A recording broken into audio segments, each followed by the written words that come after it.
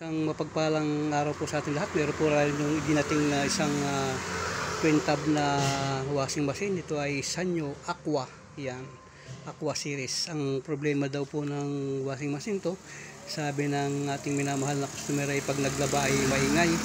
So samahan niyo po ako at ating titingnan kung ano yung problema ng washing machine na to at alin yung kanyang maingay pag naglalaba.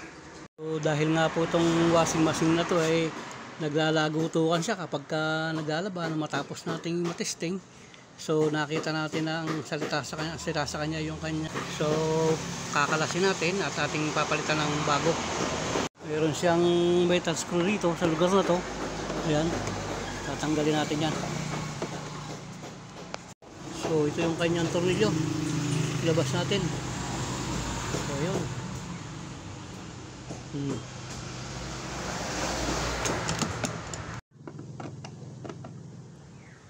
Yan, tatanggalin natin yung screw na yan. Bali 6 po yan. Yan, kasi ito yung isa. Lalabas lang natin lahat yan. Ayun, oh. Tanggalin din natin to, yung metal screw na yan, para mailabas natin tong kanyang plato.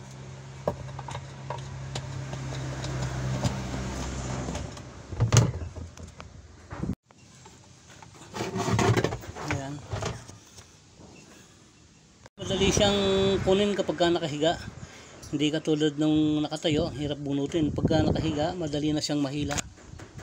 Pagka natanggal natin yung plato, oh, ayan, madali siyang matanggal. So itatabi natin tong spacer. Ayan, dalawa yan. Ayan, oh.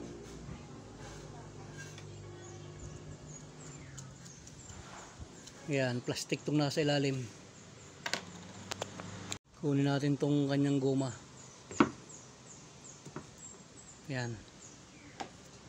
So ito yung ating bibilhin. Ito yung kumakalampag. Ayan, bibilhin natin yan. So ito na yung ating bago. Ayan, ito yung luma. Ito na yung gagamitin natin, yung bago. So yan po, naikabit na natin. Mahigpit na lahat yan. So yan po, okay na. Naikabit na natin, nailagay na rin natin to. Yan, ngayon itatry natin kung hindi siya maglilik. So yan nga po, palibasa nga naikabit na natin dun sa ilalim. Ilalagay naman natin dito yung kanyang pinaka-pulsator. Yan, tatama lang natin yung kanyang metal screw dito sa butas. Ayun, oh. Yan, tapos hihigpitan natin dito yung kanyang metal screw. Yan, para masubok natin yung kanyang pulsator kung siya ay maingay pa, kasi lumalagabog to eh. Tingnan natin kung maingay pa siya. So, meron tayo dito isang timbang tubig at ilalagay natin yung ating tubig para matesting natin. So, ayun na yung ilagay natin tubig. Ayan, titignan natin sa likod kung natulo.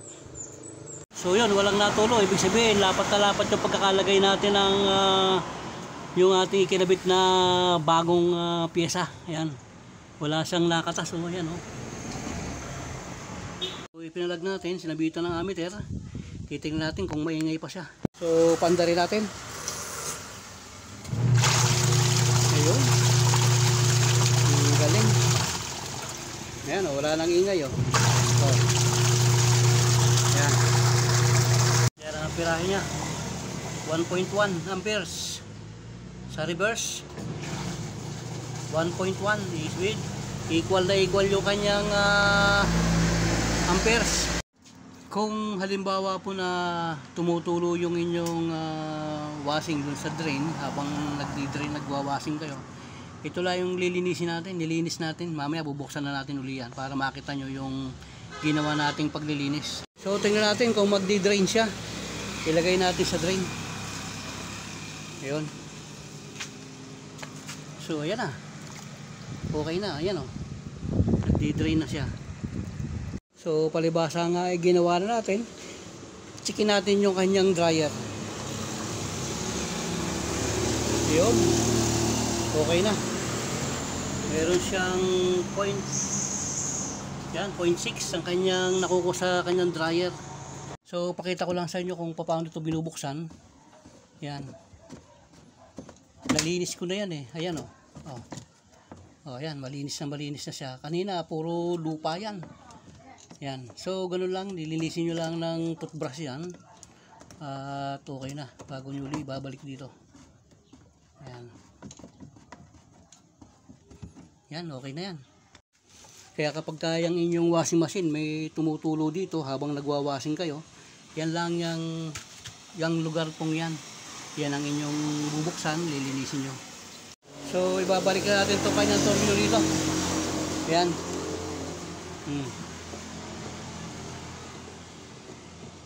Yun.